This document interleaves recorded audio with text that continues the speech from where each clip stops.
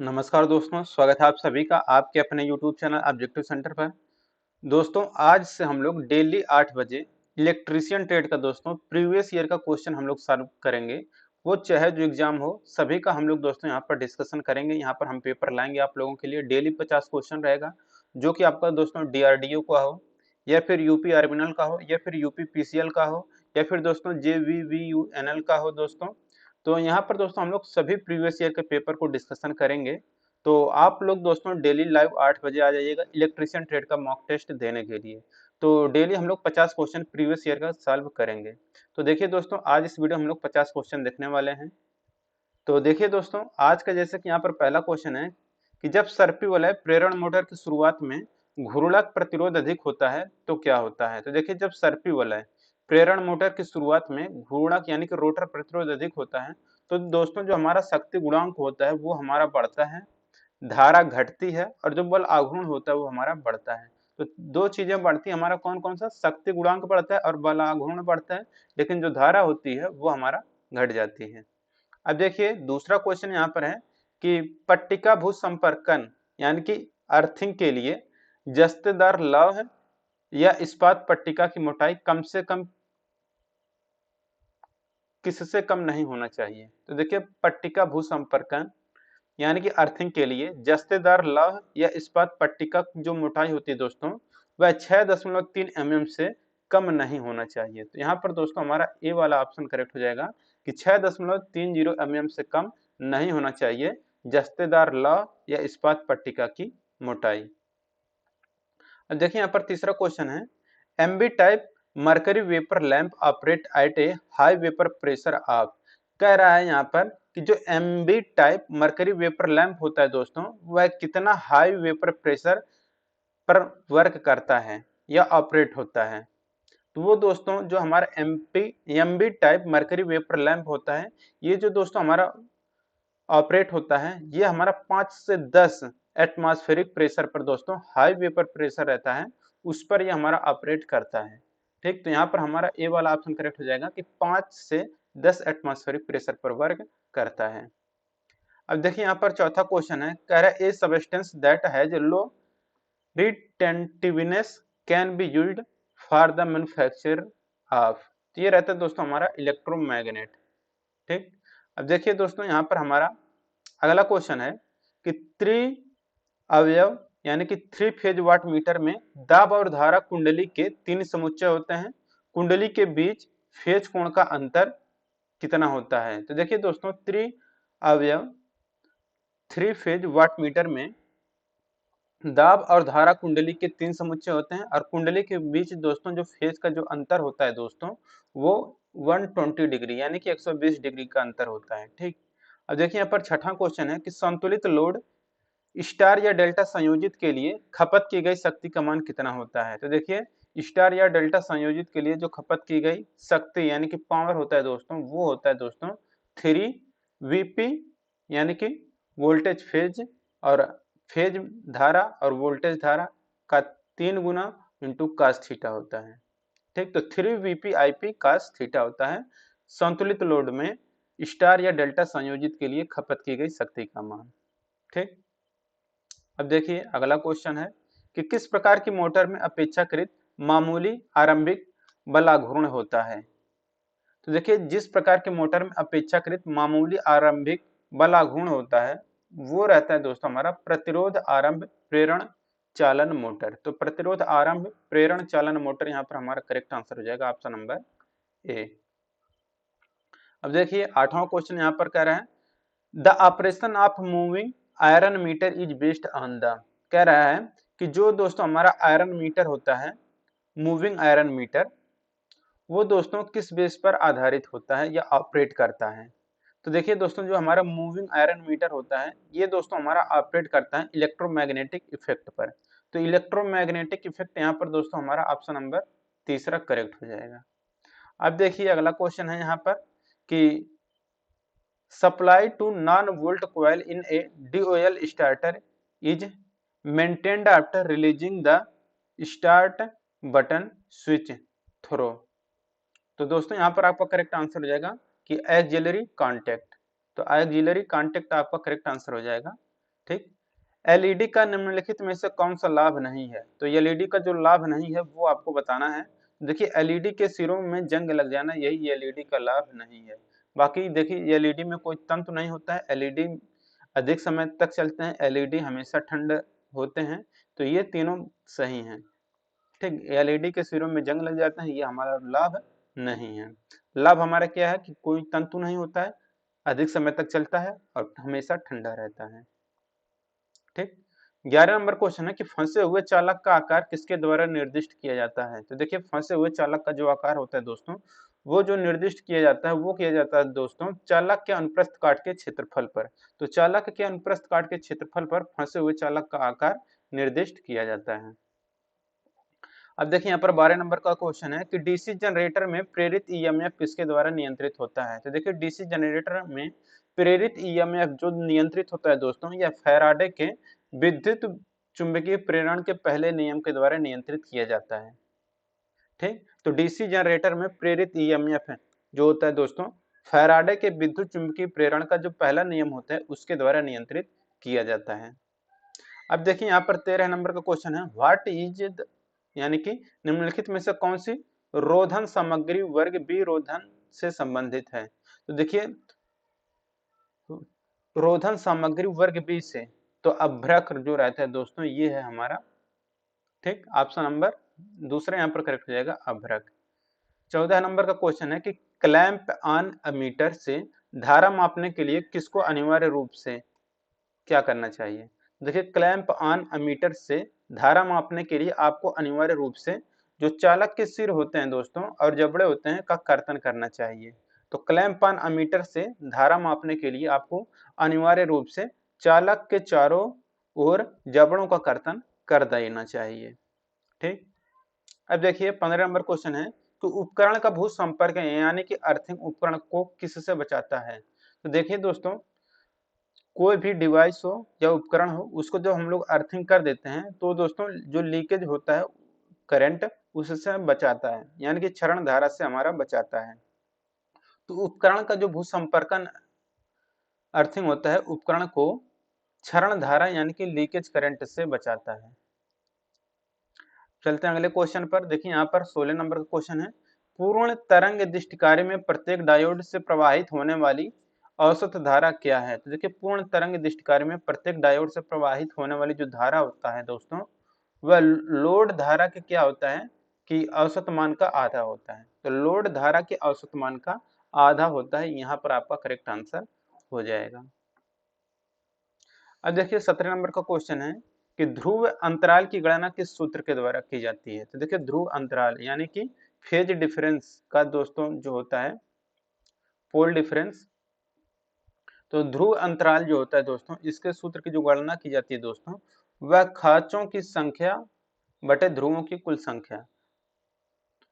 तो ध्रुव अंतराल की जो गणना की जाती है दोस्तों वो किया जाता है खांचों की संख्या बटे ध्रुवों की कुल संख्या से। ऑप्शन नंबर दूसरा यहाँ पर करेक्ट आंसर हो जाएगा। प्रकाशमान अभिवाह की इकाई क्या है? तो देखिए प्रकाशमान अभिवाह की जो इकाई होती है वह ल्यूमेन है। देखिए 19 नंबर का क्वेश्चन है, यदि 3 फेज मोटर चलने के दौरान एकल फेजिंग होती है तो मोटर पर इसका क्या प्रभाव पड़ता है? तो यदि 3 फेज मोटर चलने के दौरान एकल फेजिंग होती है तो मोटर पर इसका जो प्रभाव पड़ता है वो रहता है दोस्तों आपका कि मोटर 2 फेज में चलती रहती है, अतिरिक्त धारा का कर्षण करती है और वाइंडिंग के जलने की संभावना होती है। ठीक, तो ये आपका करेक्ट आंसर हो जाएगा। अब देखिए यहाँ पर 20 नंबर क्वेश्चन है कि रोधन प्रतिरोध के लिए एक तार स्थापना का परीक्षण या सुनिश्चित करने के लिए किया जाता है कि? तो देखिए रोधन प्रतिरोध के लिए एक तार स्थापन का परीक्षण यह सुनिश्चित करने के लिए किया जाता है कि निर्धारित मान से अधिक क्षरण धारा का प्रवाह भू संपर्कन की ओर न हो। ठीक, तो यहाँ पर पहला क्वेश्चन आपका करेक्ट हो जाएगा। अब देखिए यहाँ पर 21 नंबर का क्वेश्चन है कि 3 फेज मोटर को जब सीधे चालू किया जाता है तब इसकी आरंभिक धारा लगभग कितनी होती है जब इसे सीधे चालू किया जाता है? तो ये रहता है दोस्तों आपका कि पूर्णतः लोड धारा का 5 से 8 गुना। तो 3 फेज मोटर को जब सीधे चालू किया जाता है तब इसकी आरंभिक धारा लगभग कितनी होती है? तो ये होता है दोस्त जब इसे हम लोग सीधे चालू करते हैं तो यह पूर्णतः लोड धारा का 5 से 8 गुना होता है। अब देखिए यहाँ पर 22 नंबर क्वेश्चन है कि 240 वोल्ट एसी आपूर्ति की अनुमेय वोल्टता गिरावट क्या होती है। तो देखिए 240 वोल्ट एसी आपूर्ति की अनुमेय वोल्टता गिरावट जो होती है दोस्तों, वो होता है दोस्तों आपका 12 वोल्ट से अधिक नहीं होना चाहिए। ठीक, तो 12 वोल्ट से अधिक नहीं होना चाहिए, आपका करेक्ट आंसर हो जाएगा।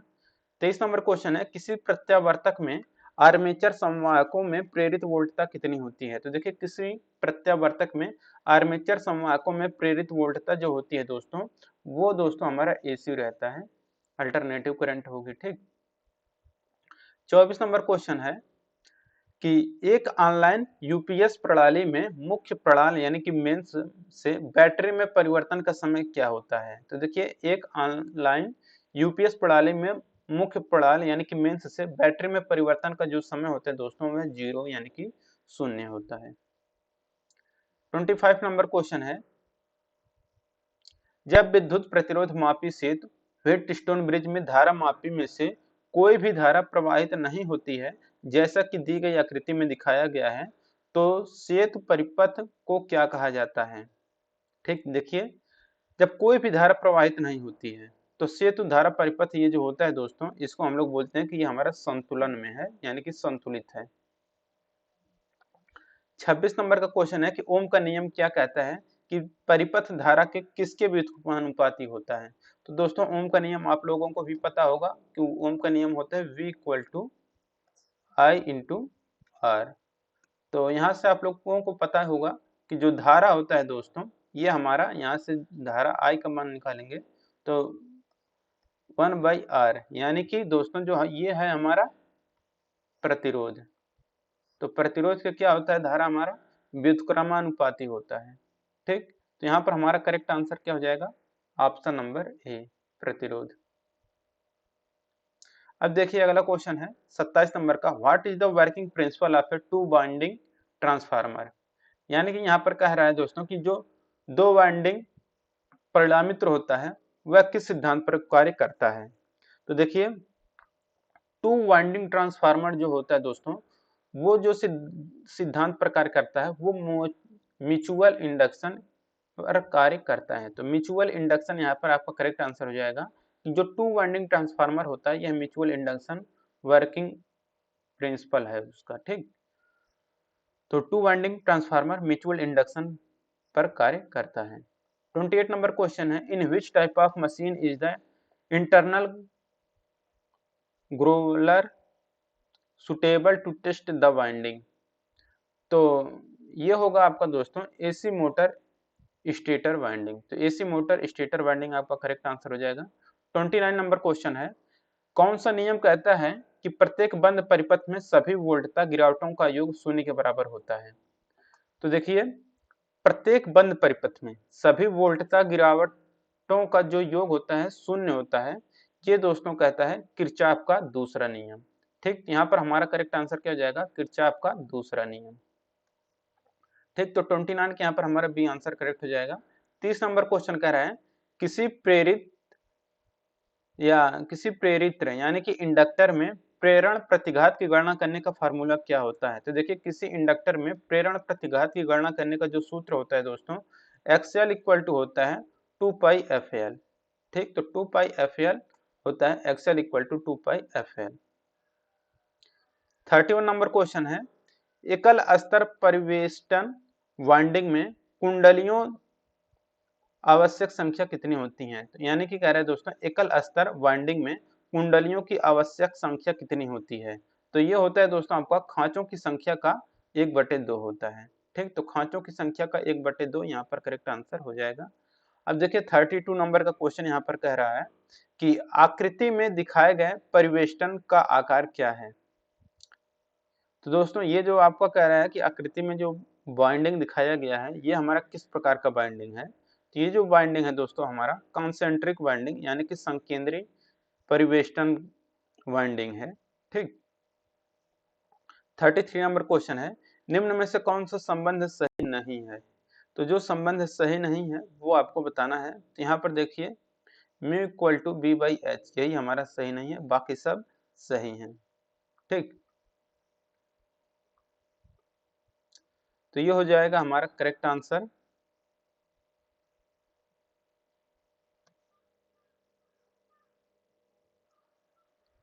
तो दोस्तों यहाँ पर एक चीज आप लोग ध्यान दीजिएगा, यहाँ पर कह रहा है कि क्या नहीं है। एक चीज यहाँ पर, एक चीज ध्यान दीजिएगा, कह रहा है कौन सा संबंध सही नहीं है। ठीक, जबकि दोस्तों ये आपका जो संबंध जो इन्होंने आंसर दिया है ये हमारा गलत है। ये हमारा आंसर यहाँ पर चौथा नहीं होगा, क्योंकि दोस्तों यहाँ पर होगा जो हमारा सही, वो होगा हमारा दोस्तों तीसरा वाला। क्योंकि आप लोगों को पता होगा दोस्तों कि ये जो होता है हमारा, ये फार्मूला ही होता है कि mu equal to B by H. ठीक है, ये हमारा फार्मूला होता है। तो यहाँ पर ये दोस्तों हमारा चौथा सही है। और देखिए अगर इसको आप लोग पक्षांतर करेंगे तो एच का मान अगर आप लोग निकालेंगे तो एच का मान भी दोस्तों आपका जो आएगा, एच का जो मान निकालेंगे तो एच इक्वल टू भी आएगा आपका बी बाई म्यू। तो बी बाई म्यू, तो बी बाई म्यू देखिए यहाँ पर हमारा पहला भी मिल जा रहा है। और देखिए अगर आप लोग इसको एक लाइन में करेंगे तो बी इक्वल टू आपका म्यू इंटू एच भी आ जाएगा। तो म्यू इंटू एच ये भी हमारा सही है, और ये तो हमारा मेन फार्मूला है ही। ठीक, तो यहाँ पर तीसरा हमारा मैच नहीं कर रहा है। ठीक, तो तीसरा यहाँ पर हमारा करेक्ट आंसर हो जाएगा, क्योंकि यहाँ पर पूछा गया है कौन सा संबंध सही नहीं है। तो इस बात को आप लोग जरूर ध्यान में रखिएगा, इन्होंने आंसर गलत प्रोवाइड किया था। ठीक, तो यहाँ पर mu equal to H by B आपका करेक्ट आंसर होगा। ठीक, इस बात का आप लोग जरूर ध्यान में रखिएगा। चलते हैं दोस्तों अगले क्वेश्चन पर। ठीक, तो यहाँ पर दोस्तों हमारा 33 का हमारा तीसरा वाला आंसर सही होगा, क्योंकि यहाँ पर पूछा गया था कौन सा संबंध सही नहीं है। तो mu equal to B by H होता है, ना कि एच बाई बी होता है। ठीक, अब चलते हैं अगले क्वेश्चन पर। अब देखिए 33 यहाँ पर नंबर का क्वेश्चन हो गया है। 34 नंबर का क्वेश्चन यहाँ पर कह रहा है कि निम्नलिखित में से कौन सा सार्वत्रिक मोटर का लाभ नहीं है। तो देखिए दोस्तों जो सार्वत्रिक मोटर का जो लाभ नहीं है वो है कि ये यह बहुत तेज गति से संचालित हो सकता है और वायु रव मौजूद रहता है, यानी कि एयर नॉइज मौजूद रहता है। ठीक, तो यानी कि ऑप्शन नंबर तीसरा यहाँ पर हमारा करेक्ट आंसर हो जाएगा कि यह बहुत तेज गति से संचालित हो सकता है और वायु रव यानी कि एयर नॉइज मौजूद रहता है। तो 34 के यहाँ पर दोस्तों हमारा तीसरा वाला आंसर करेक्ट हो जाएगा। अब चलते हैं दोस्तों 35 नंबर वाले क्वेश्चन पर। The resistivity of a conductor depend on it's. तो देखिए जो रजिस्टिविटी ऑफ ए कंडक्टर होता है, इसका दोस्तों जो होता है ये मटेरियल पर निर्भर करता है। यानी कि दोस्तों जो रजिस्टिविटी होता है तो कंडक्टर का, ये निर्भर करता है दोस्तों पदार्थ पर। ठीक, तो मटेरियल यहाँ पर हमारा करेक्ट आंसर हो जाएगा कि जो कंडक्टर होता है, कंडक्टर की रजिस्टिविटी होती है वह मटेरियल यानी कि पदार्थ पर निर्भर करती है। अब देखिए यहाँ पर 36 नंबर क्वेश्चन है। एक प्रत्यावर्तक के निर्गमन का डट डट डट में अनुमतांकन यानी कि रेटेड किया जाता है। तो प्रत्यावर्तक के निर्गमन का जो रेट किया जाता है वह केवीए में किया जाता है। 37 नंबर क्वेश्चन है। As per IEE regulations green and yellow combination colour core of flexible cable are recommended for. तो ये प्रोटेक्टिव अर्थ। ठीक, तो यहाँ पर प्रोटेक्टिव अर्थ यहाँ पर हमारा ऑप्शन नंबर ए वाला करेक्ट हो जाएगा। 38 नंबर क्वेश्चन है। A unique feature of a wire wound resistance is. तो यहाँ पर कह रहे हैं कि a unique feature of a wire bounded resistance is it's high stability. तो यहाँ पर हमारा हाई स्टेबिलिटी करेक्ट आंसर हो जाएगा। 39 नंबर क्वेश्चन है। किसी तार की लंबाई का प्रतिरोध 4 ओम है, उसी सामग्री और अनुप्रस्थ काट वाले एक अन्य तार का प्रतिरोध क्या होगा जो इससे 3 गुना लंबा है। तो ये होगा दोस्तों आपका 12 ओम। ठीक, तो यहाँ पर 39 का ए वाला आंसर करेक्ट हो जाएगा 12 ओम।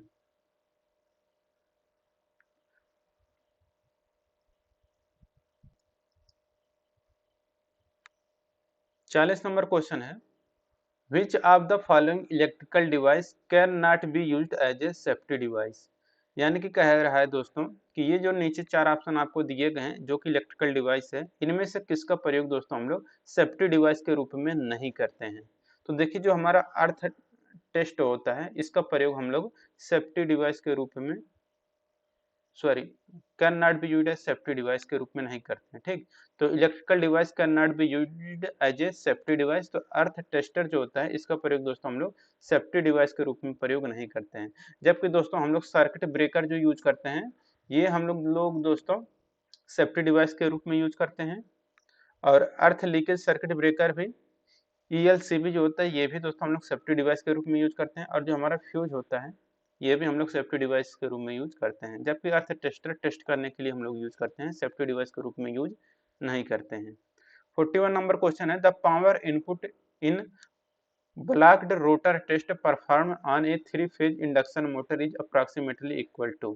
तो ये किसके इक्वल होता है? तो ये होता है दोस्तों आपका कि I²R loss in the winding. तो ऑप्शन नंबर यहाँ पर पहला करेक्ट आंसर हो जाएगा I²R लॉस इन वाइंडिंग्स। अब देखिए 42 नंबर क्वेश्चन है मंद गति संचालन इंचिंग ऑपरेशन को और क्या कहा जाता है? तो देखिए इंचिंग ऑपरेशन को दोस्तों हम लोग हल्के हल्के ढकेलना यानी कि जॉगिंग कहते हैं। 43 नंबर क्वेश्चन है which of the following is not advantage of A separately excited generator. निम्न में से कौन सा सेपरेटली एक्साइटेड जनरेटर का लाभ नहीं है? ठीक, तो सेपरेटली एक्साइटेड जनरेटर का जो लाभ नहीं है दोस्तों वो है कि inconvenience of providing a separate DC source for excitation ठीक। 44 नंबर क्वेश्चन है विद्युत मशीनों की अनुमेय तापमान वृद्धि किसके प्रकार से तय होती है? तो विद्युत मशीनों की जो अनुमेय तापमान वृद्धि होती है ये दोस्तों परिवेष्टन के लिए प्रयुक्त रोधन सामग्रियों के प्रकार से तय होती है। ठीक, अब देखिए 45 नंबर क्वेश्चन है घूर्णी क्षेत्र प्रकार के प्रत्यावर्तक से निर्गम निम्नलिखित में से किस भाग से लिया जाता है? तो ये हमारा स्टेटर से लिया जाता है यानी कि स्थिरक। 46 नंबर क्वेश्चन है you have to change the defective motor of an electric locomotive which type of motor would you choose. कह रहा है कि डिफेक्टिव मोटर जो होता है दोस्तों एक इलेक्ट्रिक लोकोमोटिव का जो डिफेक्टिव मोटर होता है उसमें हम लोग किस प्रकार के मोटर का प्रयोग या चूज करेंगे? तो हम लोग डीसी सीरीज मोटर का प्रयोग करेंगे। 47 नंबर क्वेश्चन है एक इन्वर्टर निम्नलिखित में से क्या कार्य करता है? तो देखिए इन्वर्टर का कार्य क्या होता है कि डीसी वोल्टता को एसी वोल्टता में बदलता है, यही होता है इन्वर्टर का कार्य। 48 नंबर क्वेश्चन है what is the formula to calculate the pitch factor of winding. Winding का दोस्तों पिच फैक्टर ज्ञात करने के लिए हम लोग कौन सा फार्मूला यूज करते हैं? तो देखिए वाइंडिंग का पिच फैक्टर ज्ञात करने के लिए दोस्तों हम लोग जो फार्मूला यूज करते हैं वो रहता है हमारा कि pitch factor equal two winding pitch बटे पोल पिच। 49 नंबर क्वेश्चन है ए बीओटी यूनिट के बराबर होता है। तो एक वोट यूनिट किसके बराबर होता है? तो 1000 वाट घंटे के बराबर होता है। 50 नंबर का क्वेश्चन यहाँ पर कह रहा है दोस्तों कि फेज वोल्टता से क्या तात्पर्य है? तो देखिए दोस्तों फेज वोल्टता से जो तात्पर्य होता है ये रहता है दोस्तों कि यह जो होता है फेज ए बी या सी और तटस्थ चालक एन में स्थित वोल्टता है। ठीक, तो फेज वोल्टता से तात्पर्य है कि यह फेज ए बी या सी से तटस्थ चालक एन में स्थित वोल्टता है। तो दोस्तों यहाँ पर इस वीडियो में हमने 50 क्वेश्चन कंप्लीट कर लिया है। वीडियो अगर अच्छा लगा हो तो वीडियो को लाइक करिए और अपने दोस्तों के साथ शेयर करिए।